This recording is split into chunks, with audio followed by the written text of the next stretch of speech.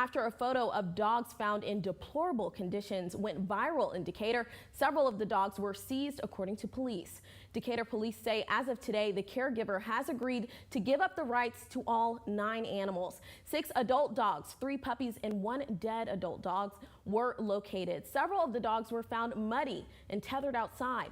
The conditions of the dogs also caused people to protest on Austin Street earlier this afternoon. City leaders say they're working on creating a tether ordinance. So we're having a special call meeting involving the tethering law. So we're going to hopefully create a tethering ordinance here in Decatur with the help of some volunteers that are going to come in and speak with us and hopefully give us some really good guidance on it. And then especially working with the police department, we're going to have some really good guidance there. Decatur PD says the case remains under investigation, and as of now, there is no evidence to suggest illegal dog fighting activity.